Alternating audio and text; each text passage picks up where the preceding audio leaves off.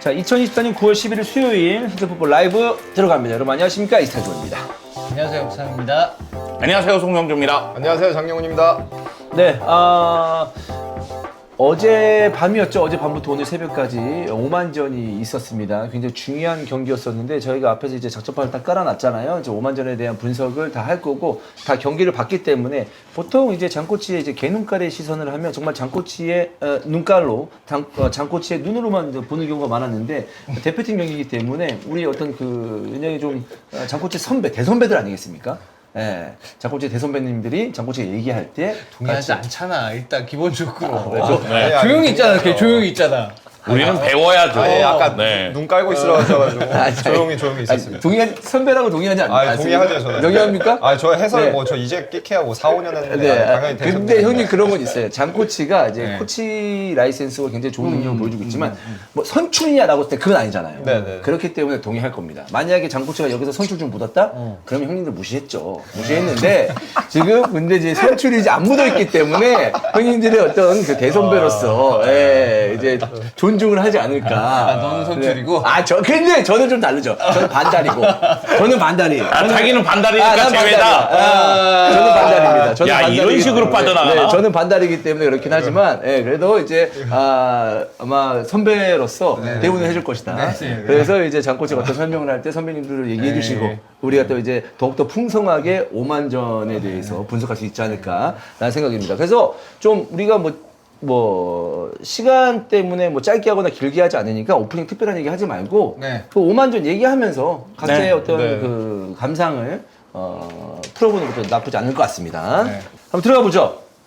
네, 그래서 어제 사실 골은 잘 넣었잖아요. 골은 비교적 네. 이른 시점에 딱 적절한 타이밍에 넣어가지고 경기 이거 좀 잘 되겠다. 이제 원정 가서 5만 잘 되겠다 했는데 이거 웬걸 또 전반 추가 시간에 먹지 않았습니까? 네. 킥으로 먹으면서 이제 좀 힘들게 사실 갔죠. 어. 그리고 이제 저는 흐름상으로 봤을 때 이제 얘기를 하겠지만 조금 약간 우리가 그 자비가 너무 많았다. 상대방에게 네, 그러니까 1대 0이었을 때 저는 2대 0, 3대 0까지 이제 갈 수 있었던 상황들이 분명히 있었는데 이제 그 상황에서 2대 0까지 가지 못했고 그러면서 이제 1대 1이 왔다고 보거든요. 네. 그리고 이제 또 그 와중에 이제 전술적으로 좀 포인트가 있었는데 그건 요거 이따가 얘기해 보기로 하고. 네. 근데 어쨌든간 그래도 쓸 수 있는 카드들이 저희가 좀 다양하다는 걸 이번에 확인을 했잖아요. 이번에 홈에서 했을 때도 그렇고 이번에 원정 가서 했을 때도 그래서 그런 카드들이 전반적으로 잘 쓰긴 했는데 어쨌든간 좀 쉽지 않은 경기였다. 총평을 일단 시작은 그 정도 하고 할 수 있을 것 같습니다. 좋습니다. 그러면 총평을 한번 해볼까요? 형님은 어떻게 보셨어요? 저도 비슷해요. 전반 20분까지는 상대를 압도하고 경기를 지배하는 모습이었었는데 네. 20분 이후부터 주도권을 너무 쉽게 내준다는 느낌이 들었고 그게 체력적인 문제인지 아니면 안정적인 수비를 위해서인지 모르겠지만 라인이 내려가면서 상대에게 공격 기회를 많이 내줬고 그 가운데 결국 프리킥 내주고 자책골로 이제 전반전이 1대1로 마감이 됐고요. 사실 5만 원정 경기가 쉬운 경기는 아니잖아요. 현지 날씨도 그렇고. 네. 그렇죠. 그런 점을 고려했을 때 전반전이 1대0으로 끝났다면은 후반전에 조금 더 수월하게 펼쳤을 텐데 전반전이 1대1이 되면서 후반전도 어려운 경기가 됐다고 생각을 해요. 그 가운데 홍명보 감독의 대처라든가 전술은 후반전에 좀 답답했어요. 결국은 저는 이강인, 손흥민, 해조가 통해서 82분인가? 그때 이제 결승골이 네. 터지고 그 골을 바탕으로 해서 이제 또 주민규의 추가골이 터졌다고 생각을 하거든요. 그래서 스코어는 3대1 승리, 결과는 가져왔다. 근데 내용은 무언가 답답하고 좀 찝찝함이 강하다. 90분 전체로 봤을 때. 네. 첫 번째 골을 넣고 나서 좀 운영을 하려는 생각이었던 것 같아요. 뭔가 조금 전체적으로 좀 안정감 있게 좀 조절도 좀 하고 어차피 우리가 리드하고 있으니까 그거를 해보려고 시도를 했는데 그 시도가 운영을 한다는 게 사실은 꼭 소극적으로 할 필요는 없는 것이었는데 그런 식으로 되면서 점차 이제 상대가 조금 더 올라올 수 있는 계기를 만들어줬던 게 좀 안 좋았던 것 같고 후반에는 개인적으로 생각할 때는 이제 후반에 어쨌든 이대성 선수를 투입한다든가 이런 식으로 해가지고 이제 황문기 선수 투입한다든가 이러면서 약간 변화를 많이 줬잖아요. 근데 그게 생각보다 잘 통했습니다. 사실 그 시점이 경기 후반부이기도 했었고 상대도 이제 힘들어하고 우리도 힘들어하는 그런 상황에서 뭔가 서로 약간씩 흐트러진 부분이 있었는데 거기서는 이제 강점을 좀 발휘할 수 있는 부분들을 교체 자체는 전 나쁘게 보진 않았어요. 교체 자체는 오히려 잘했다고 보고 그 덕분에 골이 나올 수 있었다는 생각도 좀 들긴 해요. 좋습니다. 그럼 한번 좀 천천히 얘기 한번 해주시죠. 네, 일단은 뭐 크게 포인트는 제가 말씀드릴 거는 사실 3개인 것 같아요. 3개인데 이제 전반전 전체적인 흐름에 좀 크게 영향을 미쳤던 거. 특히 네. 이제 저희가 방금 얘기를 해봤을 때 다들 이제 공감하신 게 그 부분이잖아요. 첫 번째 골 넣을 때까지는 괜찮았다. 근데 뭔가 특정 시점 이후로 그게 흐름이 좀 넘어갔다라고 이제 얘기를 다 해봤는데 그 부분에 대해서 좀 얘기를 해보겠습니다. 그러니까 그 부분 같은 경우 결국에는 뭐 이게 여기서 오해가 없으셔야 되는 거는 뭐 흔히 얘기하는 범인 찾기를 하는 게 아니고요. 저는 어차피 코치 관점이니까 항상 개선할 수 있는 게 뭐냐를 보고 이제 그 포인트를 계속 하는 거거든요. 그러니까 뭐 너 때문에 졌다, 뭐 너 때문에 힘들었다 이게 아니고 그러니까 개선할 수 있는 부분이 여기에 있고 그걸 개선하면은 또 훨씬 좋아질 수 있다. 이런 거를 이제 말씀드린다는 걸 한번 일단 말씀을 드릴게요. 그래서 이번에 결국에는 뭐 팔레스타인전도 그렇고 오만전도 그렇고 상대 수비가 보게 되면은 전반적으로 어쨌든 간 수비 진영 갖췄을 때 4-4-2였잖아요. 4-4-2를 갖춰놓고 했는데 일단은 그 전반전에 포인트가 됐던 건 뭐냐면은 흐름 자체가 거의 이제 약간은 우리 진영 이제 상대 내려 앉혀놓고 이제 계속해서 좀 일방적으로 공격을 하는 시간이 꽤 길었었죠.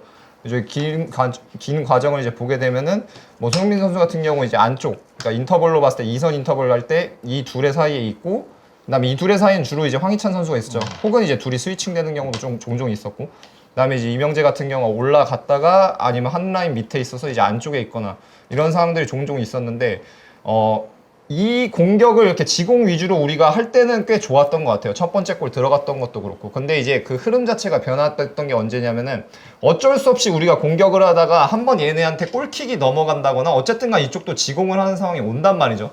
그렇게 되면은 이제 이런 상황에 있다가 공이 넘어가게 되고 여기가 이제 4-4-2에 있다가 본인들이 이제 공격하는 형태로 이제 공격 전환을 하는 거죠.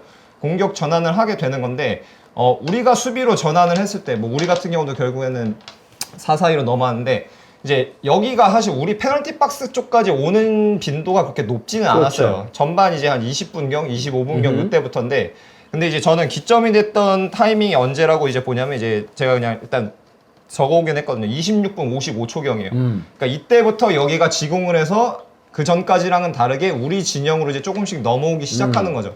근데 그래도 우리가 수비 자체가 아예 나쁘다고 볼 수는 없어서 그렇죠.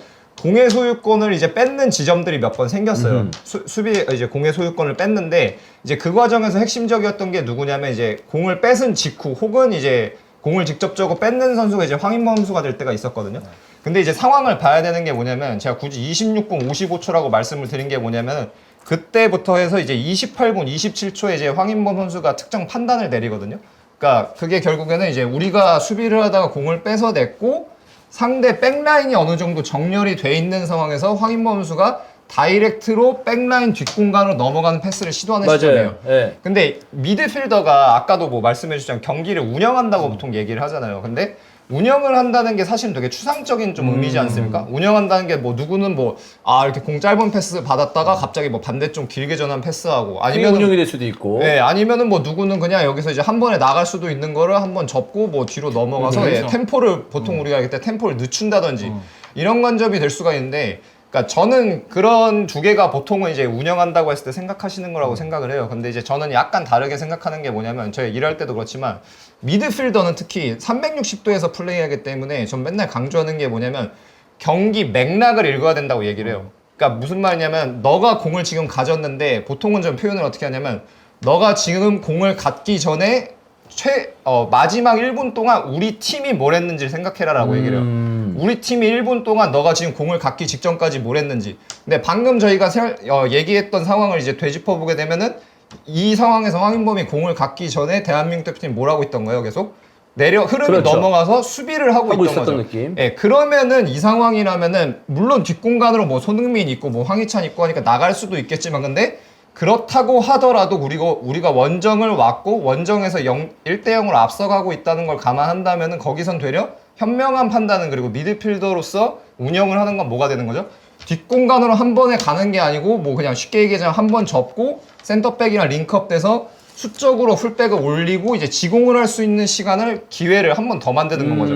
근데 이 타이밍에 황인범 선수 같은 경우는 공이 다이렉트로 한 번 나갔고 그러면서 공수 전환이 반복이 됩니다. 그러니까 쉽게 얘기해서 재전환이 되는 거죠. 수비를 하다가 공격으로 전환하는 중에 다시 수비로 전환이 돼요. 그리고 그게 방금 말씀드렸던 26분 55초에서 28분 27초까지 있고 그 다음에 33분 53초에 한 번 더 있고 35분 4초에 한 번 더 있어요. 킥을 하던 장면이. 네. 그래서 제가 여기서 약간 좀 제 생각을 말씀드리면 이때 그래도 트래핑이 될랑말랑하고 네, 네, 뭔가 네. 찬스가 나올랑말랑 네. 하는 장면이 있었어요. 네, 네, 네. 근데 저는 네. 반대로 장코치와 반대로 네. 그게 좋아 보이긴 했어요. 네, 네. 저 같은 경우에는. 근데 네, 장코치가 지금 이렇게 말했을 때도 완전히 이해가 되는데 네. 왜 그랬냐면 오만의 퀄리티를 봤을 때 그렇게 해서 뚫릴 것 같은 거야. 킥을 했을 때 네. 아슬아슬했으니까 아예 뭐 네. 뜬금없이 공을 내준다는 느낌은 아니었거든요. 네. 그래서 저는 그 공격의 느낌 자체는 되게 나빠 보이진 않았어요. 저는. 네네. 저는 그랬습니다. 저도 네. 근데 그거에 전적으로 동의해요. 왜냐하면은 방금 전에도 얘기했지만 예를 들어서 여기서 황인범이 공을 가졌을 때 패스를 하게 되면 뒷공간으로 가는 게 누구예요? 네. 손흥민, 황희찬이란 말이에요. 그러면 당연히 성공 높은 확률 공격처럼 이제 보이긴 하는데 근데 그래도 미드필더면 그리고 우리가 이제 전후 상황 방금도 말씀드렸던 우리가 1분 이상 거의 수비를 하고 있다가 공을 뺏어온 직후기 때문에 여기서 원하는 거 그리고 득점을 했던 장면도 사실 그렇잖아요. 득점도 이제 스로인이었다가 이어진 건데 네. 결국엔 지공이었잖아요. 그러니까 지공이 우리가 해야 될 거 객관적으로 전력에 우위가 있는 팀이 전력에서 열세인 팀을 상대할 때 조금 더 빈번하게 많이 가져가야 되는 건 결국엔 지공 상대를 내려 앉혀놓고 우리가 수적 우위를 가지고 경기를 해야 되고 그리고 뭐 아시다시피 지금 대한민국 대표팀은 그럴 만한 퀄리티가 분명히 있잖아요. 네. 그러니까 공간이 넓었을 때도 분명히 이점이 있지만 공간을 좁혀놔서 얘네가 다 내려앉게 되면은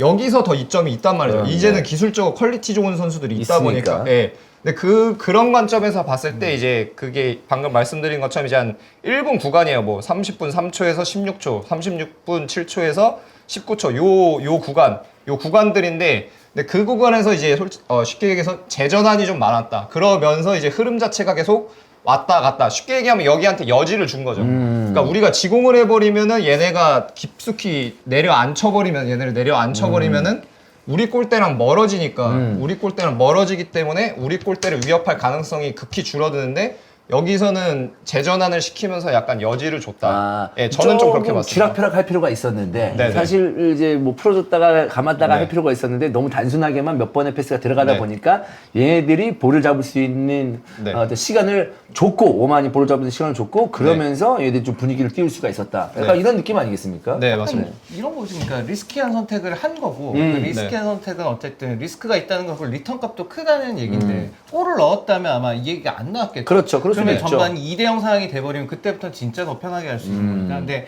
상대적 강팀이라면 조금 더 이거보다는 리스키한 선택보다는 그 조금 더 낫지 않을까 이게 아하. 장코치 얘기인 네. 것 같은데. 네. 네, 그리고 약간 조금 더 구체적으로 설명을 드리면 제가 예전에도 한번 얘기한 적이 있는데, 그러니까 저는 일할 때 영어로는 세미 트랜지션이고 한국어는 그냥 제가 반전환이라고 얘기를 해요. 그러니까 반전환의 기준이 뭐냐면은 백라인이 정렬돼 있으면 전 반전환이라고 얘기를 해요. 그러니까 이때는 백라인이 정렬되어 있기 때문에 뒷공간으로 가고 빠르게 갈 수도 있지만 사실은 될 것 같지만 안 되는 경우가 훨씬 많더라고요. 그러니까 이거는 제가 표본이 훨씬 더 많으니까 말씀을 드릴 수가 있는 게 전 코치로 일을 하면서 거의 10년 가까이 계속 뭐 유소년부터 뭐 프로팀도 그렇고 계속 표본을 보고 경기 자체를 계속해서 보잖아요. 뭐 프로팀 레벨도 유럽 축구도 계속해서 보다 보면은 그러니까 제가 제 선수들한테 강조하는 게 이거다 보니까 이거에 대해서 계속해서 조금 집중해서 보거든요. 근데 일단은 백라인이 정렬되어 있으면은 역습을 할 때 성공률이 극히 떨어져요. 그게 될 것 같지만 말씀해 주신 것처럼 여기서 빠져가가지고 여기서 닿을 것 같지만 결국에는 안 닿는 경우가 훨씬 네. 많고 그리고 그 다음에 이제 그 방금 말씀드렸던 장면들에서 보게 되면은 그러니까 이런 경우에서 결국에 백라인으로 가려면 그러니까 움직임이 교차가 돼야 돼요. 교차가 된다는 게 무슨 말이냐면 뭐 어제 경기 중 상황으로 말씀을 드리면 이런 거죠. 여기 오세훈이 있어서 오세훈이 공이랑 가까이 여기 황인범이 있다고 치면은 받으러 나오고 그러면은 거기서 뒷공간으로 손흥민이 빠져들어가는 식 교차가 돼야 돼요. 교차가 되지 않고 근데 제가 말씀드린 장면을 다시 보시면 아시겠지만 그냥 여기 있다가 교차 없이 그냥 들어가는 장면이에요. 근데 이런 경우에는 이것도 마찬가지로 성공률이 굉장히 많이 떨어져요. 맞아요. 근데 봤을 땐 될 것 같은데 괜찮은데 맞아요. 느낌이 든다는 거죠. 왜냐하면 이게 성공률이 떨어진다는 게 뭐냐면 일단 기본적으로 움직임이나 이렇게 교차된 움직임도 중요한데 뒤쪽에서 긴 킥이 날아왔어요. 여기서 사실 잡는 게 어려워요. 그 볼을. 네, 그게 정말 대단히 기술적으로 완벽해야 되고 킥이 이렇게 날아오는데 전력 출제하면서 그걸 트래핑해서 슈팅 때린다? 우리가 간간히 보잖아요. 막 뒤에 넘어와가지고 발리슛 때리고 네. 잡아가지고 슈팅 때리고 그거 진짜 그런 스타일 거 우리 많이 봤잖아요. 근데 그게 너무너무 어려운 기술이기 때문에 네. 그런 그림이기 때문에 성공 확률이 또 줄어드는 게 아닌가라는 네. 생각입니다. 네. 그래서 흐름 자체는 좀 약간 여기서 좀 넘어간 게 있었다. 근데 이제 결국 네, 반페르시 맞아요. 반페르시. 네, 그렇습니다. 후반전에 좀 다시 가져올 수 있었죠. 네, 그렇습니다. 근데 황인범이 생각할 때는 그 전까지의 흐름을 생각했을 때 우리가 주도를 하고 있었으니까 오히려 뒷공간으로 한번 이렇게 좀 과감하게 찔러 놓으면 성공 여부를 떠나서 상대가 밀고 나올 수 없게끔 한번 찔러 놓는 것도 효과를 볼 수 있다는 생각을 가질 수가 있잖아요. 근데 저는 왜 근데 장코치가 얘기하는 것을 다 이해하는데도 봤을 때 정말 될 뻔한 장면들이 있었거든요. 아슬아슬하게. 네, 맞아요. 그래가지고 계속 좀 하지 않았나라는 생각인데 근데 이 상황에서 우리가 어쨌든 실점을 했었고 상황을 1대1로 만들었으니까 좀 더 템포 조절을 할 필요는 있었다라는 것도 저는 동의를 합니다. 근데 제 생각에 전반전의 문제는 뭐냐면 한 골 넣고 나서 왜 좀 우리랑 동등하거나 강팀하고 하듯이 뭔가 위치나 어떤 그 마인드를 그렇게 가진 게 아닌가라는 생각이에요. 그래서 벤치에서 좀 안정적으로 하라고 했나? 좀 차분하게 하라고 했나? 라는 생각이 들 정도였거든요. 왜냐하면 조금만 압박하면 오만이 그렇게 실력이 안 좋더라고요. 조금만 압박하면 실수하고 조금만 압박하면 자기도 축구 못하는데 우리가 한 골 넣고 나서 악셀을 더 밟았으면은 전 2골, 3골 나왔을 거라고 생각을 하는데 그 행동을 안 하더라고요. 난 그게 제일 이해가 안 됐어요.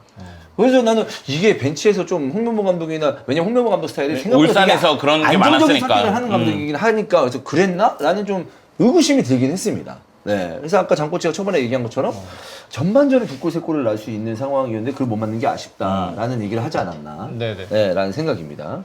네. 좀 이어서 가주시죠. 네, 그 다음에 이제 팔레스타인전이랑 굳이 좀 비교를 하자면은 얘기해 볼 수 있을 만한 부분인데 축구라는 게 결국엔 두 팀이 하는 거잖아요. 근데 보통은 우리가 할 때 특히 이제 대표팀 경기를 보게 되면은 다 대한민국만 보잖아요. 그러니까 상대가 뭘 하는지는 사실 중요하지 잘 안 않고 봐요. 그러고 예. 그냥 경기가 끝나면 이렇게 되죠. 한국 못해. 한국 잘해. 맞아. 근데 사실은 근데 우리가- 잠깐만 얘기할게요. 네. 이 얘기가 왜 나오냐면 저는 몰랐어요.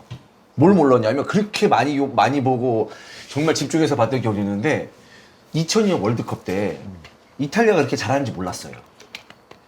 네. 왜 몰랐어? 왜냐하면 그게 완전 대한민국 대표팀 몰입되니까 잘하면 비신사적인 플레이, 그러니까 이성적으로 축구를 못 본 거야. 막 근데 우리가 결국 이겼잖아. 그랬는데 한참 뒤에 내가 이제 보고 나서 이제 하이라이트 막 보이고 이제 다시 보기 이렇게 하잖아요. 그 봤거든요. 뭐 개발린 경기인 거야.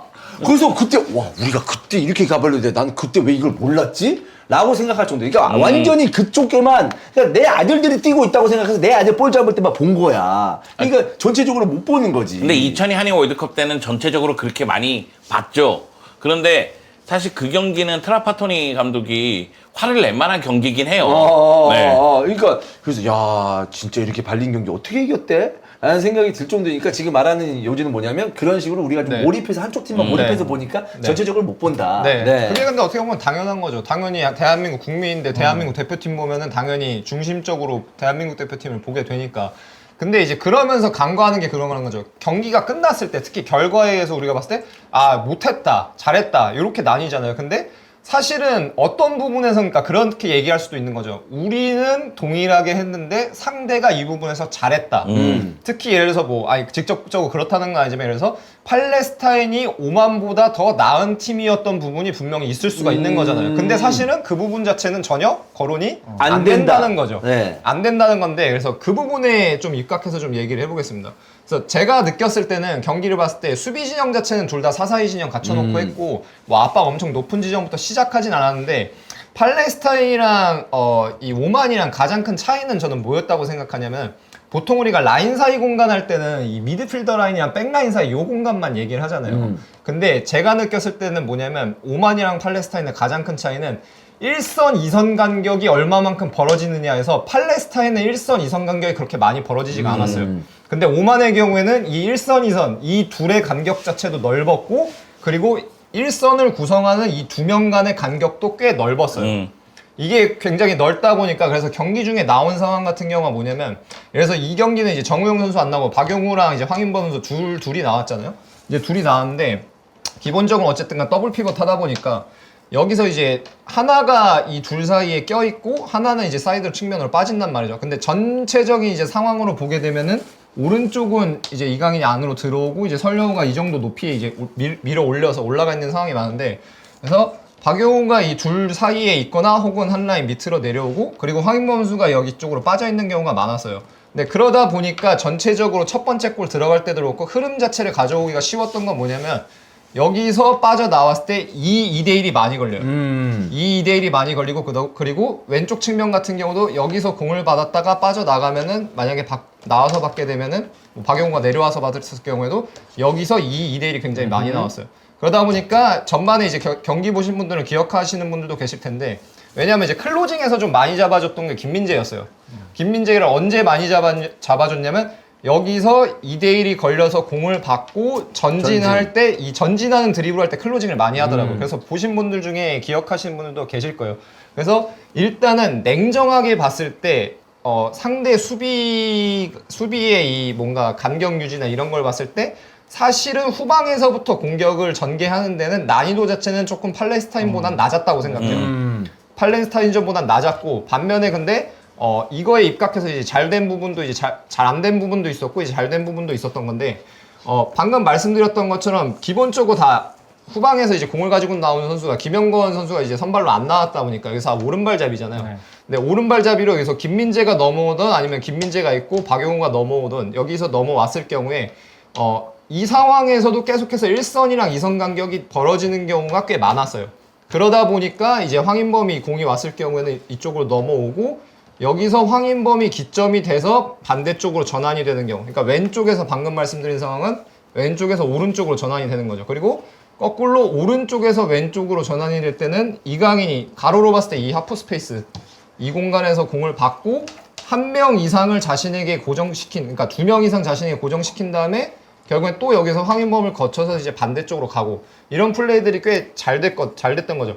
그러니까 팔레스타인전 같은 경우가 우리가 얘기했을 때 좀 막 답답했다 이런 얘기들이 좀 있잖아요. 근데 물론 당연히 개선할 수 있는 여지는 꽤 많다고 봐요. 많다고 보는데, 기본적으로 근데 어쨌든 그 차이가 발생한 거는 뭐 팔레스타인을 뭐 쳐주자 이런 건 아니지만 약간 객관적으로 봤을 때 팔레스타인의 경우에는 1선과 2선 간격 유지가 5반보다 좀 더 좋았다.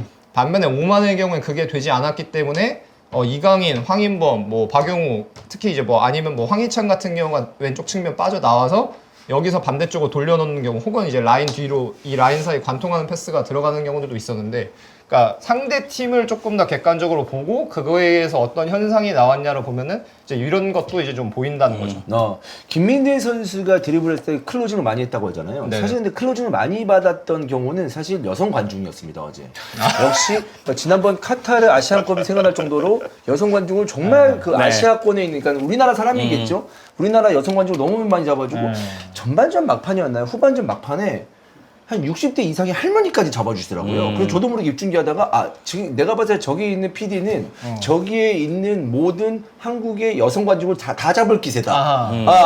그 이제 그 노인분까지 잡더라고요. 노인 여성분 딱 2명이 계셨거든요. 교회 집사님처럼 이제 하시는 약간 뽀글뽀글 머리에. 그래가지고 야, 진짜 대단하다. 라는 생각이 들었어요. 그 지난번 카타르 월드컵 때도 여성 관중 무지하게 많이 잡아줬거든요. 네, 카타르 그 아시안컵 때. 이게 뭐 머리띠 같은 거 여성분들이 또 네, 하시잖아요. 그러니까요. 남자분들은 그냥 보러 가시는데. 네, 그래서 대단히 이색적이었다. 역시 중동, 우리가 중동에 이제 계속 월드컵 3차 예선하면서 중동 원정을 갈 거잖아요. 우리가 한번 그거 한번 주목해 보자고요. 얼마나 찍는지. 네, 그게 굉장히 특이했던 부분이었습니다. 네. 그 오만 그 일선에 어쨌든 공격수들 앞쪽으로 좀 간격이 벌어진 건 저는 시라비 감독이 약간은 생각을 한 것 같아요. 그러니까 팔레스타인은 원정 경기였기 때문에 좀 더 이렇게 우리가 수비를 더 단단히 하게, 얘들이 어쨌든 간에 우리 진영에서 마음대로 공 돌리는 건 최대한 방해하자라는 목적이 좀 컸던 것 같고, 시라비 감독은 어쨌든 자기들 홈이잖아. 그리고 야, 한국 상태 보니까 어쩌면 해볼 수도 있다.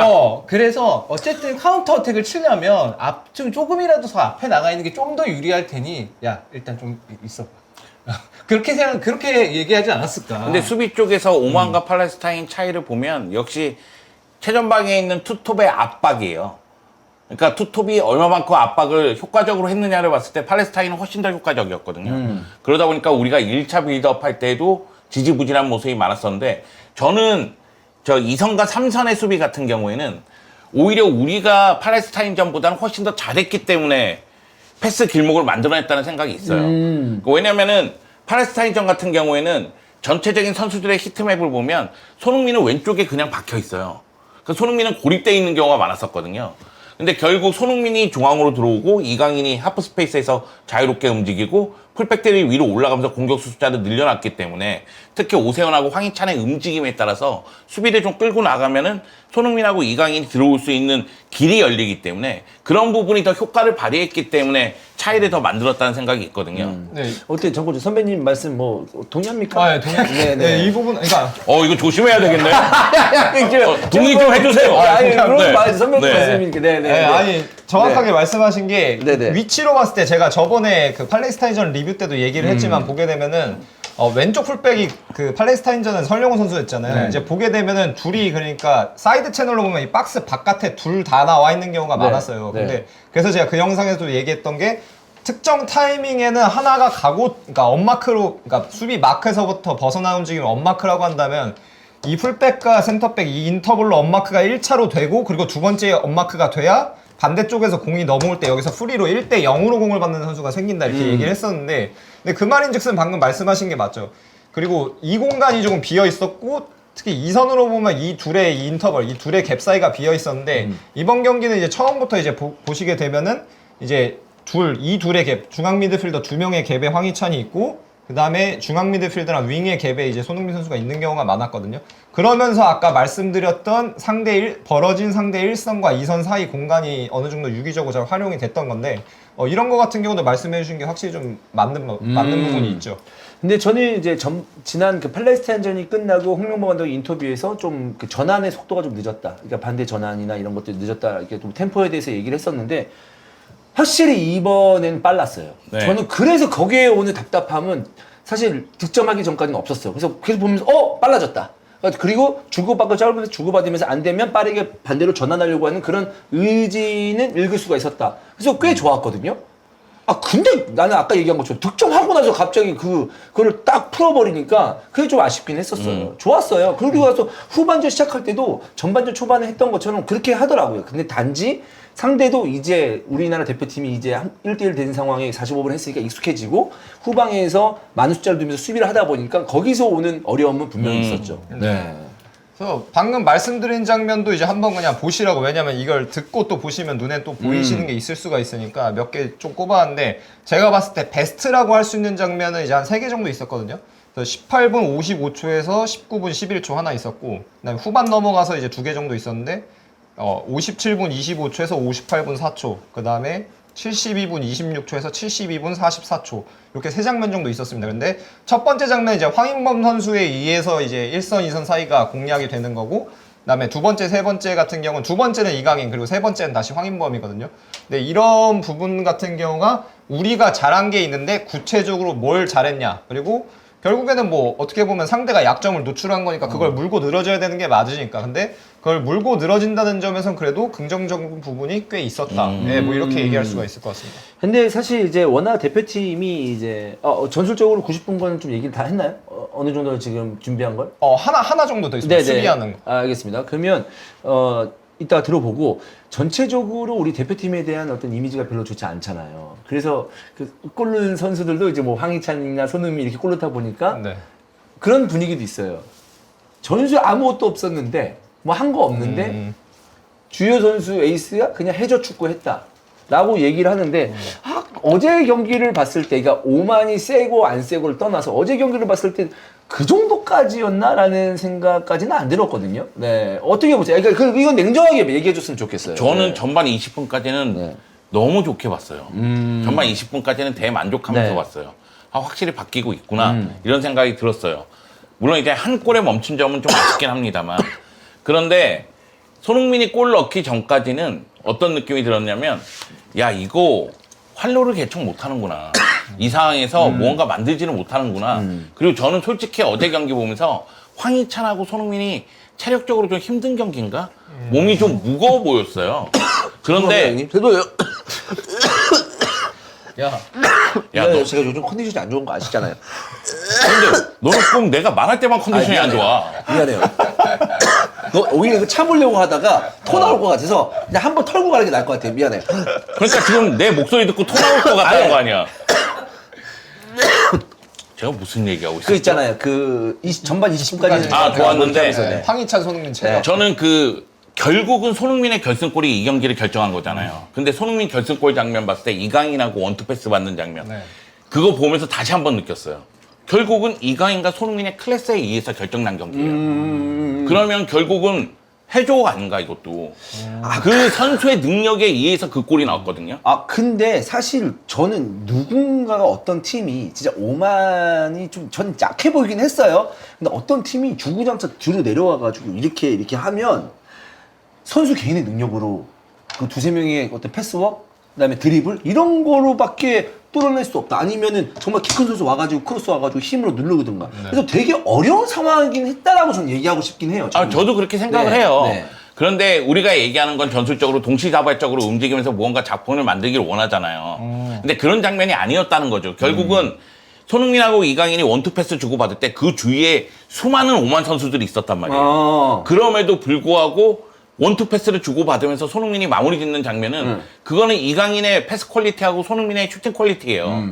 그게 뭐 전술적이다 뭐다 얘기할 게 없어요.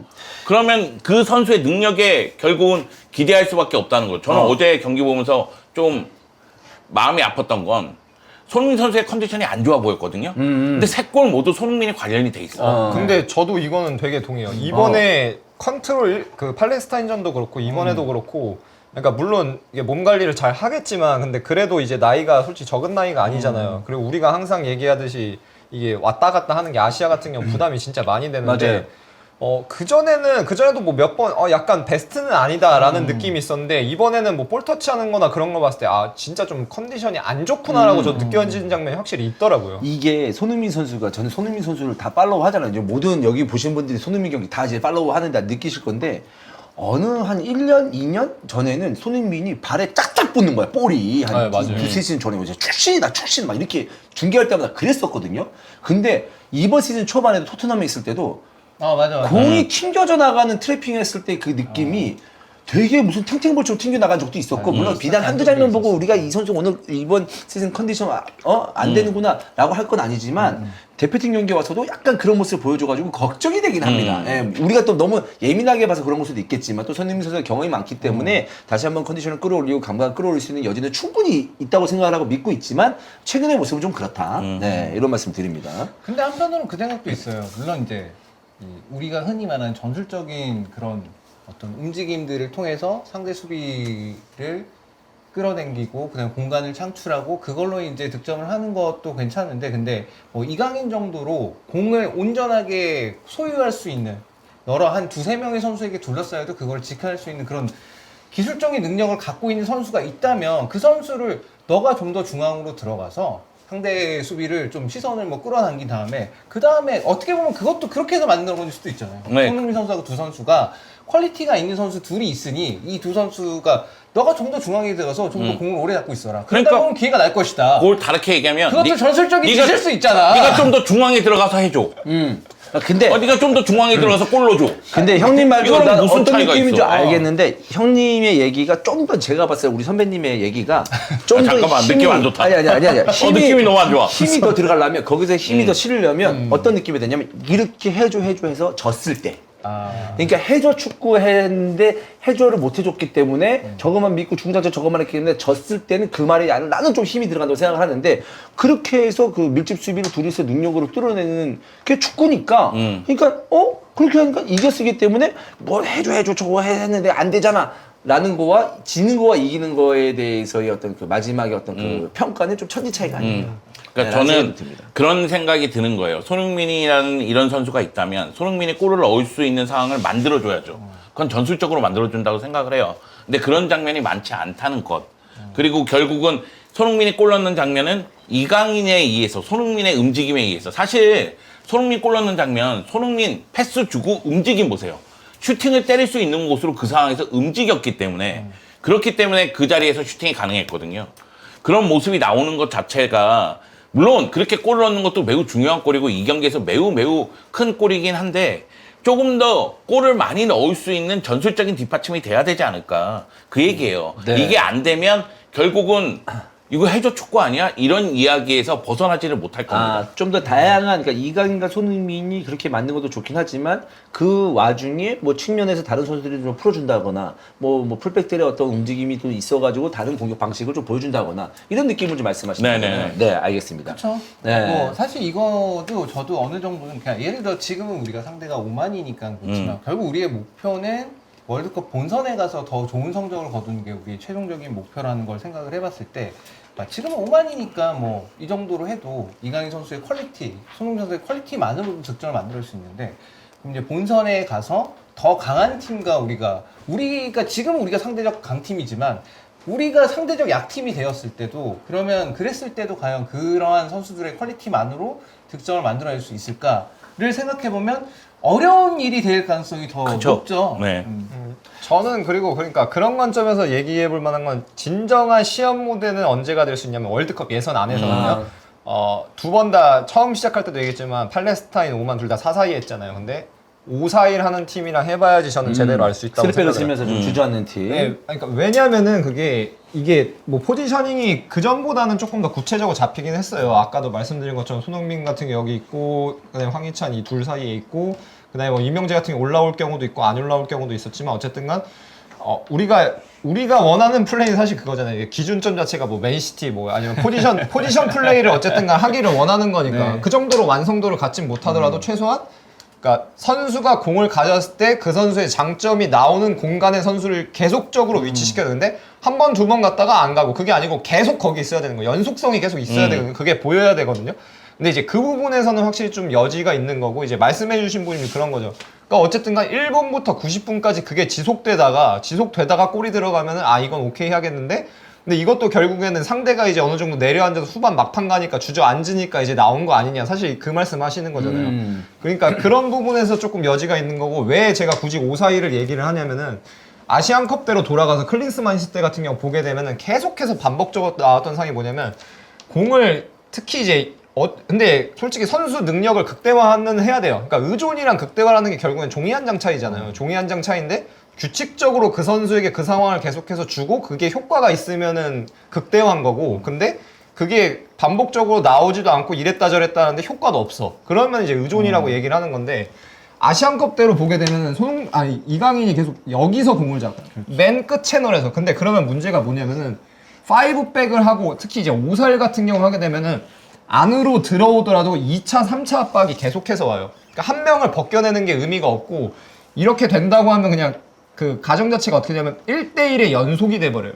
근데 제가 그래도 조금 지금 긍정적으로 보는 거는 뭐냐면은 이강인 위치 자체가 4-4-2다 보니까 5백은 아니다 보니까 가로로 봤을 때 계속해서 한 라인 밑에서 봤든 한 라인 위에서 봤든 우리가 보통 얘기하는 하프 스페이스에 받는단 말이죠. 근데 그러면은 여기서 받았을 때는 한 번에 2명 이상이 고정이 돼요. 그리고 거기서부터 자유로워진 선수가 발생을 하게 되고 거기서 지금 효과가 계속해서 나온단 말이죠.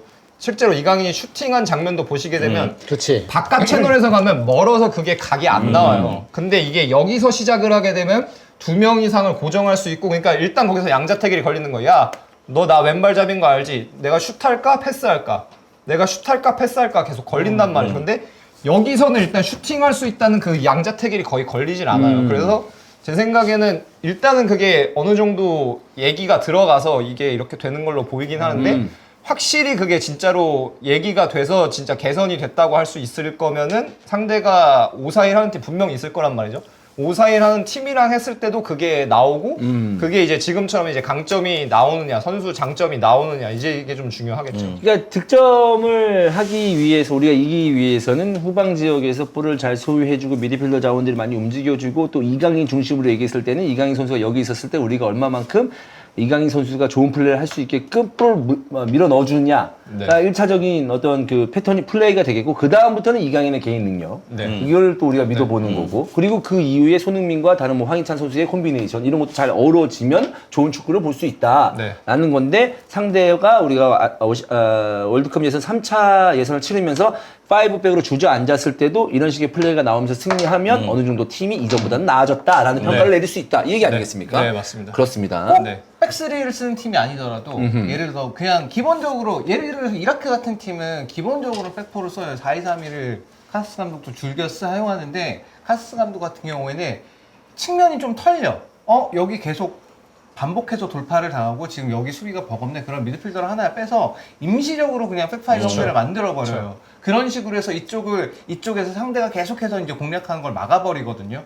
그러니까 어제 쿠웨이트랑 경기도 약간 새벽에 이제 그걸 중계했었는데 쿠웨이트랑 경기에서 중간에 계속 오른쪽 측면에 자꾸 터지니까 안 되겠다. 일단 미드필더 내려서 임시적 백파이 만들어버려. 그런 식으로 이제 바꾸더라고요. 그러니까 그런 식으로 유연한 대처를 하는 감독을 만났을 때도 어떻게 되는지도 한번 볼 필요가 있죠. 그래서 네. 이라크랑 경기가 저는 실질적으로 조이리를 놓고 경쟁하는 팀이라 이라크가 그래서 물론 앞에 두 경기는 이라크 결과 그렇게 뭐 좋다라고 말하기 좀 어려운데 어쨌든 근데 이라크 같은 경우에는 뭐 이 B조에서 티켓 2장 두고 세 팀 경쟁하는 거 아니에요? 우리나라, 요르단, 이라크. 네.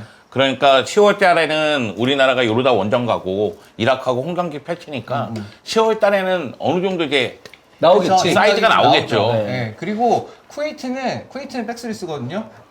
그건 못 이기면 안 되는 팀입니다. 아 그래요? 그건 정말 네. 정말 못 이기면 안 되는 팀이에요. 네. 그 어제 추가 시간 16분 나왔습니다, 여러분. 아시죠? 네. 그 중국 주신 VAR. 네. 야, 나는, 야, 드라마 보는 줄 알았어. 나는 뒤에서 딱 보는데 미동도 없는 거야. 그래서 자나?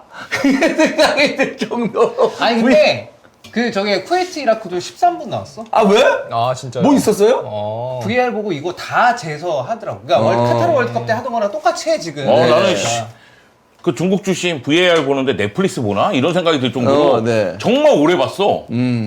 와 16분 주길래 깜짝 놀랐습니다. 아마도 이거는 그 아시아 그 연맹 쪽에서도 그런 거 아닐까요? 이제 중동티가 월드컵에서 중동팀이 많이 나오잖아요. 니들 침대하지 마라. 이런 것도. 근데 그게 확실히 있는 것 같은 네. 게 저번에 그 23세 아시안컵 그 월드컵 네. 아니 올림픽 예선 저도 중계했었거든요. 근데 그게 저희 다 이슈였던 게 다 추가 시간이 10몇 분씩 나와요. 그러니까 사실상 연장을 하는 네. 건 거예요. 막 15분 나오고 이러니까. 네. 근데 엄청 경기가 다 그랬거든요. 근데 말씀하신 거 듣고 보니까 그럴 수도 있겠네요. 그러니까 이제 니들 침대하지 마라. 우리 이제 이미지 좀 바꾸자. 약간 이런 거지 않을까라는 생각인데 사실 이게 중계하는 입장에서 이제 쿠웨이트 중계했는데 뭐 16분 나왔다. 그러면 이게 굉장히 짜증스럽습니다. 이게. 그럼요. 이거 네. 연장 전반전 또 하는 거잖아요. 네. 그러니까 약간 여러분들도 칼퇴 좋아하시잖아요. 네. 딱 해가지고 추가 시간 2, 3분 딱 주고 떡 떨어지면 좋은데. 아니 AFC는 UEFA 따라하는 거 그렇게 좋아하면서 네. UEFA는 이번 유로 할 때 짧더만. 나 힘들었어 나. 나는 추가 시간 16분 주고 설마 추가 시간을 몇 분 주진 않겠지? 네. 이런 생각이 들더라고. 그렇습니다. 짤 없더라고요. 네. 네, 수비적인 부분 마지막으로 하나만 더 얘기할 건데요. 이거는 좀 제가 느꼈을 때는 좀, 그러니까 뭐, 표현이 좀 웃기지만 좀 심각하다. 약간 이거는 즉각적으로 바로 피드백이 있어야 되지 않으면은, 오만보다 조금만 강해도 바로 실점으로 이어질 수 있는 거기 때문에 좀 얘기하고 넘어가겠습니다. 그래서, 이것도 다시 한번 얘기하자면 범인 찾기 그런 거 아닙니다. 네. 개선이 되면은 전혀 문제가 없는 겁니다. 근데 네. 인지를 하고 있어야 되는 게 중요하다 보니까 얘기를 하는 건데, 이제 결국에는 이제 왼쪽 풀백을 이명진 선수가 선발 출장했잖아요. 근데 나오게 되면은 이게 제가 오늘 강릉 있다 왔거든요. 강릉 있다 왔는데 강릉 가가지고 좀 쉬다 왔어요. 그래서 이제 제가 강원 FC 저희 최우진 코치님이랑도 친해가지고 네네. 만나서 어제도 막 저녁 먹고 이제 막 축구 얘기도 막 한 3시간 또 했죠. 그 옛날에 서울과 전남 있었던 시절이. 네. 네네네. 저 전남 때 같이 있어서 네. 얘기했는데 어제도 뭐 압박 얘기하고 하다가 근데 이제 나온 게 뭐냐면 이제 최우진 코치님이 뭐라고 하셨냐면 나는 본인 생각에는 그래도 사사이가 제일 좋은 수비 진영인 것 같다. 왜냐면은 방금 전에도 말씀 옆에서도 해주셨지만 뭐 이라크 얘기해주시면서 해주셨던 게 보통은 여기서 이제 예를 들어서 포백 사사이를 하게 되면은 상대 윙이 들어오고 풀백을 높게 밀어 올리면은 여기서 풀백이 여기서 2대1이 걸리는 경우가 빈번하게 생기다 보니까 이거에 대한 장치를 하기 위해서 사사이는 굉장히 유동적으로 대응할 수가 있어요. 그래서 이라크 해주셨던 것처럼 여기서 윙을 내려서 일시적으로 풀백에 대해서 맨마킹을 시키면은 5백을 구성을 해버리는 거죠. 이렇게 해서 좌우포 커버를 하든지 네. 아니면 여기서 왔을 때 이게 들어오게 되면은 특히 이제 보통은 이거잖아요. 여기서 나왔을 때 이렇게 빠지니까 빠졌을 때 이거에 대해서 공이 일단 일로 빠지게 되면은 미드필더 하나를 땡겨서 여기서 와서 이 둘의 갭, 이 둘의 인터벌을 커버한다든지 결국에는 사사이의 경우는 이게 유동적으로 되다 보니까 이제 뭐 얘기를 하다 보니까 아, 나는 사사이가 제일 뭐 제일 좀 괜찮은 것 같다. 종합적으로 봤을 때 대응 인간은 좋다고 했는데 근데 이날 어제 경기를 보게 되면은 이 둘의 사이가 너무 쉽게 공략되는 경우가 굉장히 많았어요. 그러니까 보게 되면은 김민재랑 이제 이명재인 거죠. 근데 이 타이밍을 봤을 때 이제 세 장면이 있었거든요. 28분 40초에서 28분 56초 넘어갈 때랑 30분 3초에서 30분 16초 넘어갈 때 그리고 마지막이 36분 7초에서 36분 19초 이렇게 세 장면이거든요. 근데 보시게 되면은 전반적으로 타이밍 자체가 그러니까 상황은 조금씩 다른데 뭐냐면은 제가 지난주에도 얘기했는데 이게 그 팔레스타인전 리뷰에서도 얘기했는데 이게 타이밍을 내가 조절을 해야 돼요. 무슨 말이냐면은 내가 얘한테 먼저 반응을 보이는 게 아니고 쉽게 해서 조금 더 참았다가 예를 들면 뭐 윙이 안 내려왔어요. 윙이 안 내려오는 상황이면 예를 들면은 센터백이 와서 이제 막을 수 있는 시간을 좀 번다든지 아니면은 미드필더가 와서 얘를 마크할 수 있는 시간을 번다든지 그러니까 풀백은 조금 더 디시전 메이킹 자체를 판단 자체를 조금 더 늦춰야 되는데 여기서 판단이 너무 빠르다 보니까 그냥 2대1로 그냥 빠져버리는 거예요. 네, 그 방금 제가 말씀드린 세 장면이 사실은 다 그런 유형의 장면이고 정확하게는 다시 한번 말씀드리지만 이 둘의 인터벌이에요. 센터백과 풀백 사이의 인터벌. 근데 이거 같은 경우는 뭐 이제 뭐 PL부터 해서 뭐 해외 축구 보신 분들은 다들 아시는 이거 열리면은 끝나는 거지. 끝나는 거죠. 끝이에요. 그리고 실제로도 오만 같은 경우가 기술적인 퀄리티가 조금만 더 좋았어도 여기서 훨씬 더 위협적인 장면이 나올 수가 있었거든요.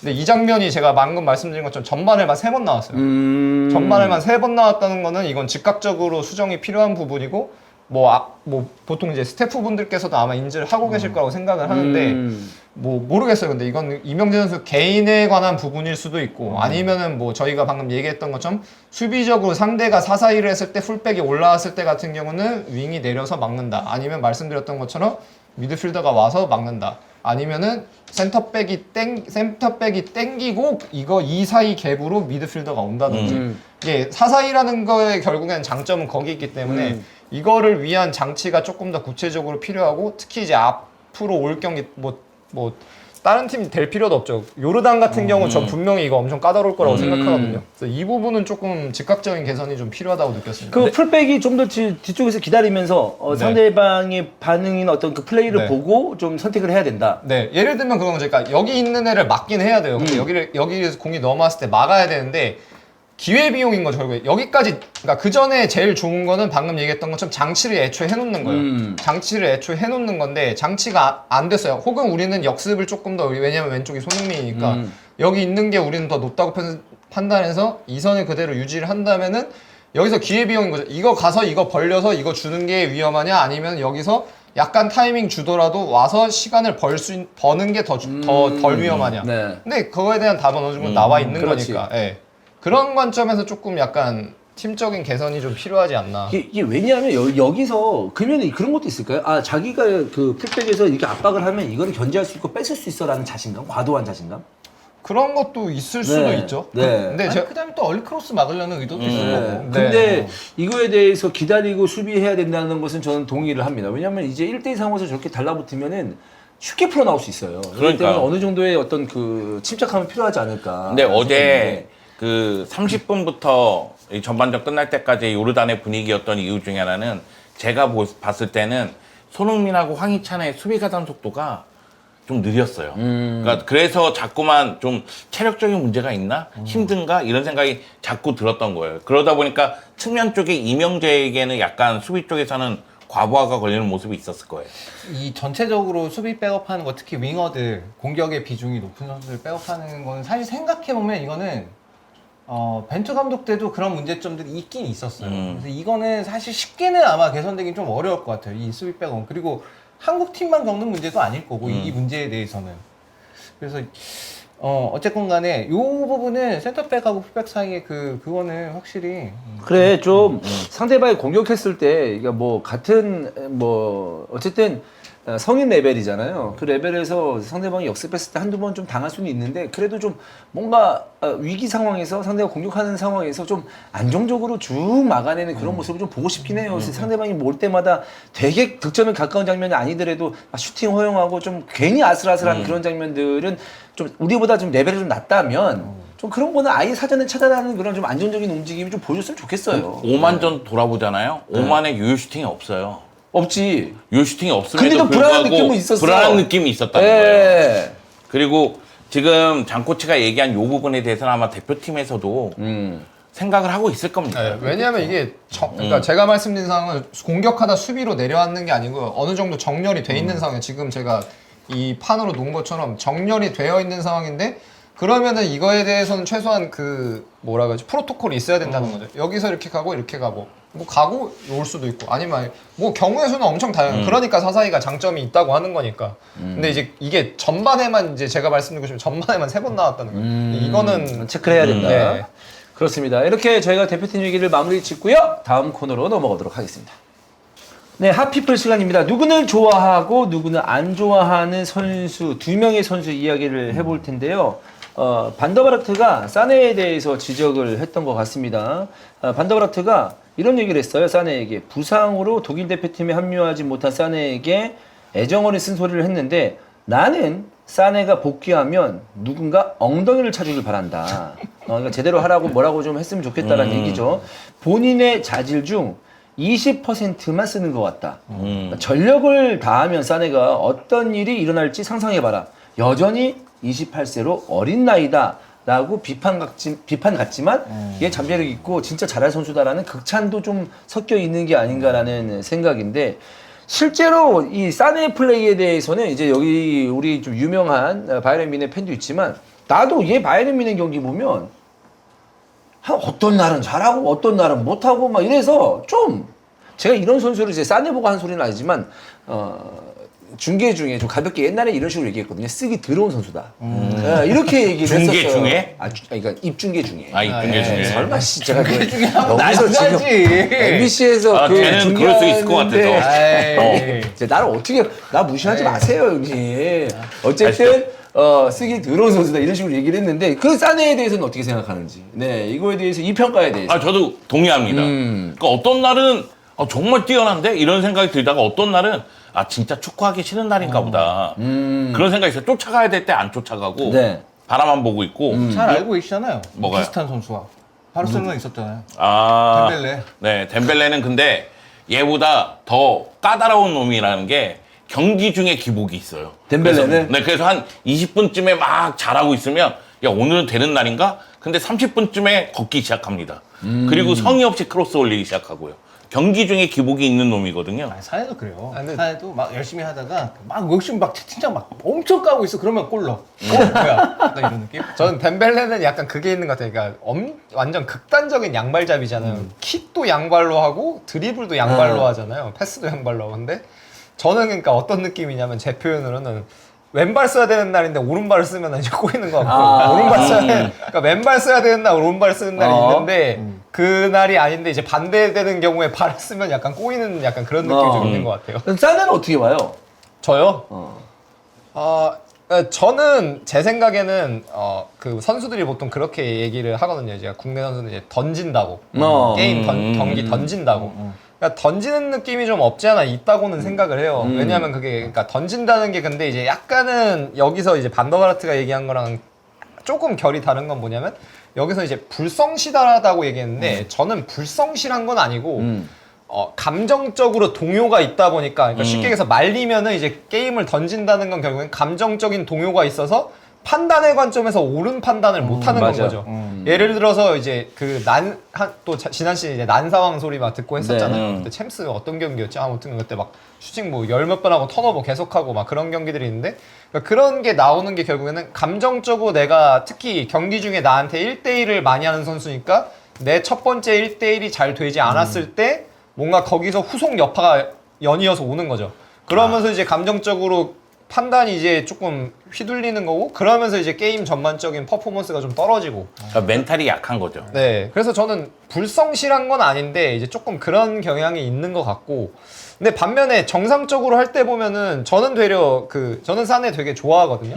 왜냐하면 제가 예전에도 히든 풋볼 때 얘기한 적이 있는데 제가 참 장코치는 남들 무슨 홍대병 진짜 최고의 홍대병이 아닌가. 남들이 약간 조금 하면은 전 좋아합니다. 이런 좀 경우가 좀 있어요. 왜냐면은 사내는 그 샬케 출신이잖아요. 네. 샬케 그 유스 제가 원래 샬케 좋아했어가지고 샬케 유스 경기들도 좀 보고 했었는데 사네가 처음 1군 소집돼서 경기는 안 뛰었는데 벤치에 앉은 날 제가 경기를 보러 갔어요. 샬케 홈 경기를. 그리고 경기 끝나고 나올 때 아무도 얘한테 그때 당시만 해도 모르죠. 1군 경기. 물론 아는 관심이 사람들, 없을 때. 예. 근데 이제 저는 사인해달라 그래가지고 저 샬케 이거 스카프 산 거에다 사인 받고 집에 아직도 방에 걸려 있거든요. 네, 그래서 또 저는 나름 또 그게 의미가 있어요. 걔 약간 막- 좀 이게 그 접점이 있었으니까. 예, 조그만할 때부터 받고 얘도 이제 제가 사인하려니까 처음 1군 소집된 경우니까 뭐 이렇게 해가지고 막 해줬었거든요. 그러니까 앳된 모습을 봤었던 거죠. 그러니까 그래서 조금 애정이 저는 있는데 좀 불성실한 건 사실 좀 아닌 것 같고 방금 말씀드린 좀 던지는 경향은 좀 있다. 예. 이렇게 좀 큰 클럽을 왔다 갔다 그리고 독일 대표팀까지 뽑히는 선수가 불성실하다까지도 좀 그런 건 아닌 것 같긴 한데 그게 그렇게 보일 수밖에 없는 게 집중력의 문제, 공을 대충 차는 느낌이 들거든요. 어떨 때는. 그러니까. 예, 근데 그런 부분에 있어서 좀 더 집중하는 모습을 보여줄 필요는 있는데 나는 이 반더바르트의 그 평가가 일리가 있는 게 뭐냐면 진짜로 경기에 대한 집중력을 지금보다 한 50%만 올려도 얘는 달라질 것 같고 감정적인 어떤 동요를 좀 더 차분하게 경기에 참여한다면 훨씬 더 나은 선수가 될 것 같습니다. 제가 생각할 때는 불성실은 아니더라도 약간 무성의한 면이 있죠.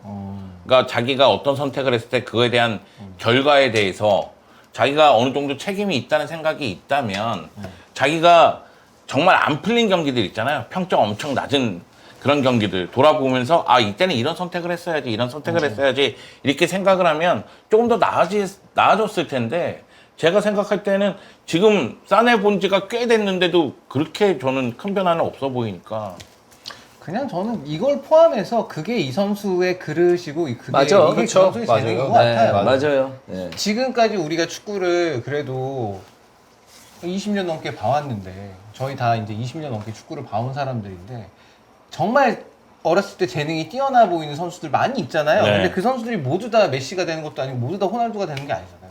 그런 선수들이 그 반면에 저 선수는 뭐 실력은 그냥 기술적인 재능 그냥 좀 뭐 엄청 뛰어난 것 같진 않은데 그럼에도 불구하고 계속 팀의 중심이 되고 그렇게 훌륭한 플레이를 하는 선수들도 있고 그러니까 이 멘탈도 어떻게 보면 재능의 일종이라는 생각이 들어서 저는 사실 아드리아노 같은 선수가 제일 아까워요. 이런 계열에서는 완전히 그렇죠. 애가 멘탈을 놔버려가지고 그런 거 그 발로텔리 같은 선수도 그렇고 이런 선수들이 저는 제일 아까워. 제일 안타까워. 그래. 진짜. 맞아. 아니 근데 내가 진짜 발로텔리의 재능과 그 몸을 갖고 있었다면 나는 나는 더 그랬으면은- 먼저 망하지 않았을까? 더 빨리? 너무 크게 웃었다. 더 빨리 파티에 빠지고 과소비하고 쇼핑하고 나 발로텔리야 막 그러면서 영주 형이 여기서 이렇게 성격이 딱 나오네. 그래요? 예. 상대방이 약간 좀 약해질 때 강해지는 스타일이구나, 형이. 그러니까 네. 나는 이렇게 상대방이 약간 좀 강약 약강이다 이 얘기구나. 흔들리고 있을 때 좀 강해지는 스타일이구나, 형님. 오늘 좀 많이 제가 좀 딜이 박히네요. 네 부인하지 않겠습니다. 그렇습니다. 근데 이게 진짜 말씀하신 게 저도 동의라는 게 이게 코치 하다가 이제 저도 10년 차니까 보면 이제 유소연 선수도 많이 해봤잖아요. 그러니까 할 때 시간이 이렇게 좀 지났을 때 한 5, 6년 차까지는 제가 그런 생각을 많이 했어요. 그러니까 돌아봤을 때 얘랑 있었을 때는 내가 뭘 좀 더 했다면은 얘가 더 뭔가 잘 되지 않았을까 이런 약간 후회 아닌 후회 그리고 약간 자기 복귀를 되게 많이 했었어요. 많이 했었는데 지금도 그런 걸 하지 않는 건 아닌데 근데 시간이 조금 더 이제 한 2, 3년 정도 지났을 때 든 생각은 뭐냐면 그러니까 더 많은 표본이 생기니까 그러니까 그 태도라는 게 웃긴 게 뭐냐면 어떤 친구는 초등학교 3학년인데도 이미 그 태도가 있어요. 맞아. 근데 어떤 사람은 성인인데도 그 태도가 없어요. 없어. 맞아요. 근데 그러면은 그러니까 제가 내린 결론은 뭐였냐? 보통 그러잖아요. 얘는 노력파고 얘는 재능파다 뭐 이렇게 하는데 근데 제가 이제 내린 결론은 뭐냐면 그것까지가 재능인 거예요. 맞아. 그게 재능인데 그게 이제 눈에는 보이지 않는 재능인 거죠. 바로 옆에 뭐 가족 관계라든지 아니면 코치 감독의 입장이 돼서 그 선수의 온전하게 인간적인 면모까지를 알았을 때만이 알 수 있는 건데 그래서 이제 처음에는 그게 이게 재능이고 이거는 약간 뭔가 내가 바꿔줄 수 있는 부분 혹은 내가 개입할 수 있는 부분이라고 생각을 했는데 물론 개입하려고 노력은 하지만 이제는 조금 더 그냥 놓은 게 있어요. 그러니까 이것까지도 재능이다. 네. 근데 이게 복합적으로 선수를 판단을 해야 되는 거예요. 그러니까 운동적인 재능뿐만 아니라 환경까지. 이게 왜냐하면 이게 무슨 인력으로 끝나는 게 아니고 선수 영입했을 때 뭐 1,000억, 2,000억 단위가 왔다 갔다 하는 건데 이런 것들도 분명히 몇백억이 왔다 갔다 하니까 신경을 써야 되는 건데 제가 지금 이제 장 코치가 얘기했을 때 여러 가지 어떤 재능들을 봤을 때 이런 그 사회성도 재능이라고 볼 수 있잖아요. 팀적인 면에서. 그러니까 그 여러분 드래프트라는 영화 아시잖아요. 케빈 코스트너 나오는 영화가. 재밌죠, 재밌죠. 재밌는데 막판에 마지막 쿼터백을 영입하려고 그랬는데 쿼터백이가 되게 중요한 선수를 영입하려고 그랬는데 빠그러진 이유가 뭐냐면 진짜 그 선수를 영입을 왜 안 했냐면 그 케빈 코스트너가 왜 영입을 안 했냐면 조사를 가본 거야. 그러니까 그 선수를 판단하려고. 근데 그 선수가 얼마 전에 생일 파티였는데 팀원들이 아무도 안 간 거야. 다른 뭐 친구들은 있는데 제 기억이 맞다면. 맞아요. 그러면서 얘의 영입을 안 한다. 이렇게까지 했거든요. 그러니까 그런 것도 어찌 본다면 재능의 한 부분일 수도 있는 거예요. 그리고 마지막에 전화 통화나 그런데 거짓말을 했나 그랬을 거예요. 그래서 이제 케빈 코스트너가 마지막에 엄청난 이제 드래프트를 하게 되는 그렇지. 너무 재밌었던 그렇죠. 영화고 네. 저는 개인적으로 제가 멘탈이 약한 사람 중에 한 명이라서 선수 멘탈 강화를 어떻게 시켜야 되나. 형도 이거는- 멘탈 강한 거예요. 그러면 그 뭐 형이 만약에 멘탈 약했으면은 여기 없지. 어디 있죠? 집에 있나요? 산에 아마도? 있겠지. 산에 있겠죠. 그렇겠죠. 형식이라. 네. 득도하려고 하고 있겠죠. 네, 네. 나는 자연인이다 이러면서. 네. 근데 그런 거 있잖아요. 그 뭐 넷플릭스에서 제가 영화를 봤는데 아틀레티코 마드리드 선수인데 네. 엄청난 천재야. 근데 얘가 멘탈적으로 좀 약해. 그리고 욱하고 막 이런 게 있어서 그 철학 교수인가 정신학 교수인가 이렇게 붙여줘서 이제 얘기하고 막 이러면서 좀 더 얘가 실력을 발휘하는 모습이 있었는데 멘탈 강화를 위해서도 뭔가 하고 그러지 않나요? 스페인은 특히 요새 좀 많이 그렇죠. 프로사나 팀의 경우에 뭐 아틀레티코 마드리드 얘기해 줬는데 대부분 프로사나 팀은 그 멘탈 코치가 뭐 있는 구단의 경우에는 뭐 특히 이제 고등부 레벨 한국으로 치면 고등부 카테고리에는 이제 팀마다 하나씩 왜냐면 그냥 한 살 단위 연령대로 나눠지니까 팀마다 있는 경우도 있고 아니면은 뭐 예를 들어서 고등부에서 고1, 고2, 고3 팀 있으면은 거기에 이제 한 명 배정되는 경우도 있고 아니면 조금 없으면 이제 뭐 연령대 고등부 한 명, 뭐 중등부 한 명 이렇게 있는 경우도 있는데 그런 것들이 이제 나이 갈수록 좀 더 많이 강조가 되고 있죠. 왜냐면 특히 이제 SNS 포함해서 매스미디어에 노출이 너무 일찍부터 되다 보니까 전반적으로 이슈가 항상 있는 건 뭐냐면 이제 라리가도 최근 선수들이 이제 1부 리그 선수들이 되게 그거에 대해서 힘들었던 시간을 보낸 걸 많이 고충을 얘기를 하는데 굉장히 이른 시점부터 타인의 의견에 의해서 자기 행동이 좌지우지되는 경험을 일찍부터 한단 말이죠. 맞죠. 네, 근데 그러면서 이제 그러면은 결국엔 발생할 수 있는 부정적인 영향은 뭐냐면은 나 자신을 잃어버리는 거죠. 그러니까 내가 누구고 내가 선수면은 내 장점이 뭔지를 모르는 거죠. 그러니까 예를 들어서 내가 1대1이 좋은 선수면은 1대1에 있다가 어떤 날은 실패를 했어요. 상대 풀백이 나보다 기량이 진짜 월등히 좋아서 뭐 옛날 뭐 호날두 애슐리콜 만난 것처럼 막혔어요. 막혔으면은 근데 그냥 거기서 그러면은 이미 벌어진 일이니까 그럼 내가 여기서 내 1대1을 더 연마할 수 있는 건 뭐가 있는지 그러니까 장점 안에도 뭔가 보완할 부분이 있을 거잖아요. 그런 걸 생각하면 되는데 예를 들면 그런 거죠. 1대1을 했는데 뭐 데뷔를 해서 뛰었는데 1대1에서 공을 계속 뺏겼어요. 호날두 애슐리콜처럼. 지금이면은 이제 난리 나겠죠. 막 저 새끼 막 1대1 해가지고 문외성 드리블 했다 이러면서 하면은 선수가 이제 그걸 보면 거기서 영향을 봐서 내 장점인데 그걸 시도하지 않게 되는 거죠. 두려움이 생기는 거예요. 근데 그런 것들에 의해서 선수들이 문제를 많이 겪고 거기서 이제 좀 그러니까 그게 중요한 건 그거죠. 좀 더 늦은 시점에 오면 스스로 이겨낼 힘이 그렇지. 온전하게 돼 있는데 판단을 또 할 수 있으니까. 네, 근데 그게 너무 이른 시점부터 오다 보니까 선수들이 거기서 많이 흔들리고 그러다 보니까 멘탈적인 게 굉장히 좀 강조가 더 많이 네. 되죠. 이게 진짜 SNS가 처음에 이제 나왔을 때만 하더라도 일단 이렇게 될 거라는 생각을 우리 모두가 다 못했었는데 맞아. 진짜 이 SNS의 역설인 것 같아요. SNS는 자기를 표현할 수 있는 정말 유력한 수단이고 그런데 그게 역설적으로 내 스스로가 뭘 올려야 될지를 내가 검열을 해야 되고 이게 남들한테 어떻게 보일지를 신경 써야 되고 또 보는 사람들은 그걸 보고서 저 사람은 저렇게 살고 있고 뭐 좋은 거 입고 있네 좋은 거 뭐 먹네 막 이런 게 되니까 그거를 보는 좀 어린 친구들은 그거에 좀 영향을 많이 받을 많이 것 같고, 받죠. 휘둘릴 것 같고 또 저희- 그거를 네, 뭐 네. 페란 토레스 얘기해 주셨는데 페란도 대표적인 경우죠. 지난 시즌 이제 시작하기 전에 그거 심리치료 꽤 집중적으로 받았다고 얘기하고 그러고 나서 이제 얘기했던 게 그거죠. 그러니까 나에 대한 의견을 유의미한 나에 대한 의견을 주는 사람에 대해서 이제는 확실하게 구분이 됐다고. 그러니까 나에 대해서 내가 뭔가 잘못해서 비판을 하는 사람은 결국엔 감독 코치고 우리 팀 안에서 이루어지는 거지 그 외적으로 이제 너무 많이 신경 쓰지 않기로 했다 그렇지. 이렇게 얘기를 했는데 그게 뭐 근데 유독 또 라리가 선수들이 그거를 그러니까 다 겪을 텐데 공개적으로 라리가 선수들이 좀 얘기를 많이 했어요. 아. 얘기한 선수들이 유독 많은데 그 중에 뭐 페란 토레스도 한 명이죠. 네. 아무튼 뭐 이런 그 멘탈적인 페란 부분도 욕한 송영주가 네. 문제다. 아 근데 부인하지 않겠습니다. 네. 네. 페란이 이제 이런 사람들 보고 이제 신경 쓰지 않는다 이런 거. 그쵸. 네, 그렇습니다. 네. 네. 저도 페란이 절 신경 안 썼으면 좋겠고 나도 페란 좀 그만 봤으면 좋겠거든요. 그러니까 서로 어느 정도에서 합의점을 찾았으면 좋겠어요. 봐, 멘탈 강하다니까 이 형. 이 형 멘탈 형, 강해. 이렇게 멘탈 이렇게 강해졌어? 아니야 너 멘탈 약해. 무슨 일이야? 멘탈 약해. 아니야, 형이 멘탈 되게 강해졌어. 왜 이렇게 강해졌어? 아니 이게 와이프가 뭘- 한마디만 해도 휘청합니다. 옛날에는 이렇게 안 했었는데, 그죠? 옛날에는 어떤 느낌이었냐면, 진짜 여러분, 지금 히든 풋볼이기 때문에 말씀드릴 수 있는 에피소드인데, 영지 형하고 SL 할 때였어요. SL 할 때고, 막 이런저런 하는데, 어쨌든, 당시에 팟캐스트에는 우리 히든 풋볼이 어쨌든 이슈가 됐었고, 찐 축구 팬들이 많이 있었으니까. 근데 SL 하는데, SL EPL보다는 청취율이 적었지만, 그래도 SL을 좋아하시는 분이 있었고, 영주 형 뭐 옛날 얘기하고 하면 재밌다 했단 말이야. 그러면서 그때 영중이 좀 멘탈이 별로 안 좋았었나 봐. 그랬는데 그러면서 한 두세 달 지났나? 나한테 술 먹고 전화 와가지고 주원아 고맙다. 나 덕분에 멘탈 많이 찾고 진짜 방송 잘할 수 있어. 이러면서 하셨잖아요, 형님. 그때. 아 그건 맞아. 네.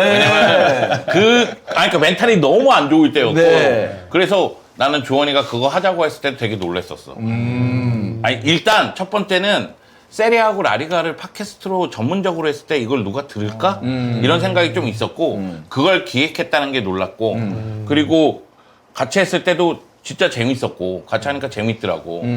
그리고 나서 그거 한 시즌 접었나? 잠깐 이거 잠깐 했지. 할까 네. 말까 고민했었잖아. 그래서 이거 왜 안 하지? 이런 이제 생각도 좀 네. 들었었고. 근데 그렇게 연이돼가지고 찬우 형하고 영주 같이 계속적으로 이런 방송을 할 수 있었고 트릴 리뷰까지 왔습니다, 여러분. 네, 이렇게 왔는데 아무튼 그때 당시에 영주 형이 그랬던 시절도 있는데 지금은 굉장히 많이 늦으셨네요. 형님. 아니에요. 네, 요즘에 선배님. 네, 요즘에 힘듭니다, 후배님. 네. 멘탈적으로 많이 힘듭니다, 후배님. 알겠습니다. 자, 마지막 이야기 한번 해보도록 하겠습니다. 갤러거 이적에 화가 난 전 첼시 선수 뿌띠의 이야기인데, 뿌띠가 갤러거는 콜 파머와 함께 최고의 선수였으나 이적 명단에 올랐고, 구단의 미래를 판다는 게 이해할 수 없었다. 갤러거가 잉글랜드인이기 때문에 영국 선수의 정체성, 구단의 DNA를 가지고 있는 게 매우 중요하다는 걸 다 알고 있다. 나는 그 부분을 매우 중요하게 생각한다라고 얘기를 했는데, 이거는 사실 또 사네하고 좀 다른 느낌이죠?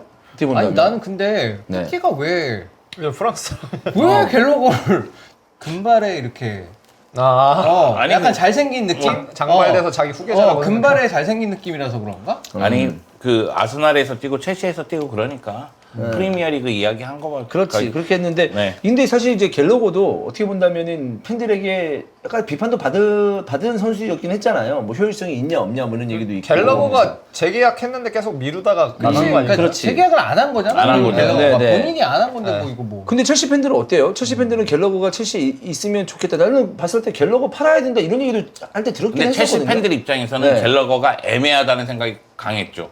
3선에 놓기에도 그렇고 2선에 놓기에도 그렇고 이건 뭐지? 물론 기동력도 있고 활동량도 있고 그리고 육체적으로 강하고 네. 그런 면이 있기 때문에 박투박으로서도 효과가 있지만은 3선에 놓기에도 얘가 기술적으로 좀 떨어지고 2선에 놓자니 공격 포인트를 많이 양산하지 못하고 창의성도 떨어지고 이런 부분들이 이제 첼시 팬들에게는 갤러거를 바라봤을 때 약간의 이제 비판 요소가 아니었나. 그러면 어쨌든 포체티노 감독의 황태자 아닙니까? 갤러거? 그렇죠. 네. 근데 저는 잘 나갔다고 봐요. 그리고 나간 게 그러니까 다른 팀 갔으면 얘기가 달랐을 수도 있는데 아틀레티코 마드리드 가서 저는 맞아. 스타일이 맞아. 거의 최적화라고 봐요. 그러니까 조금 결은 다른데 마르코스 요렌테 포함해서 이 아틀레티코 마드리드 352, 532 할 때 거의 최적화고 아마 뭐 시즌 중에도 이제 아마 계속해서 좀 그런 모습들이 나오지 않을까 싶은데 애초에 선수 별명이 핏불이잖아요. 네. 핏불이어서 이 아틀레티코 입단식 할 때도 이제 핏불 이미지 해가지고 막 나오고 네. 선수도 좀 약간 세 보이려고 막 레더 자켓 입은 거 막 그런 거 이미지도 나오고 했었는데 네. 저는 솔직히 뭐 근데 푸띠가 말하는 게 어떤 결인지는 알겠어요. 여기서 그러니까 자기는 프랑스인이긴 한데 이제 그 약간은 클래식한 마 있는 거죠. 클래식한 그 뭔가 잉글랜드 선수의 정체성 막 박스 투 박스 막 개처럼 뛰고 막 오르락 내리락 하고 막 몸 안 살리고 막 허슬 플레이 막 선수가 막 다른 상대 팀이 막 발로 컨트롤하는데 막 머리통 집어 넣고 막 그런 거를 보여주는 선수니까 얘기하는 것 같긴 한데 근데 좀 최근 첼시 구단의 그 상황이나 최근 잉글랜드의 흐름은 좀 감안을 못한 게 아닌가. 그래서 별로 안 좋아했죠. 바르셀로나 왔을 때. 누구 푸티요? 네.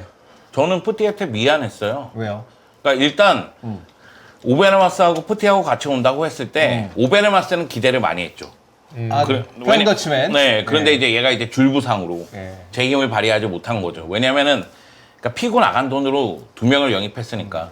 근데 이제 푸티 같은 경우에는 사실 수비형 미드필더잖아요. 중앙 미드필더 자리에서 뛰는 애를 수비형 미드필더에 갖다 놨다가 센터백에 갖다 놨다가 레프트백으로도 뛰었을걸요. 그러니까 자기가 원하는 위치에서 잘 뛰지를 못했어요. 그래서 좀 미안한 감이 있죠, 그 푸티에게는. 피고 덕분에 2명이나 영입을 했었네요, 그래도. 둘 다 망했잖아, 지금. 지금 이야기 잘 들어. 둘 다 망했다고. 나 아직도 난 너무 웃겨. 그때 메이드 카페 갔을 때 피구 유니폼 있는 게, 난 그게 아직도 너무 웃겨가지고, 지금 그것만 생각해도 너무 웃긴 거야. 제가 그 영상 앞에 보시면 피구 유니폼 걸어놓은 거 아시죠? 피구 10번 딱 박혀있는. 네. 아무튼, 그렇습니다. 자, 이렇게 누구는 좋아하고 누구는 안 좋아하는 선수 둘 이야기를 한번 해봤고요. 오늘 대표팀 이야기 길게 했고요. 그리고 코너 하나가 더 있었는데 이건 좀 길게 좀 잘 풀면 좋을 것 같아서 또 다음 시간에 풀어보도록 하겠습니다. 어제 늦은 시간까지 대표팀 경기 본다고 수고 많이 하셨고 저희는 또 내일 또 히든풋볼 시간에 찾아오도록 하겠습니다. 여러분 고맙습니다. 감사합니다.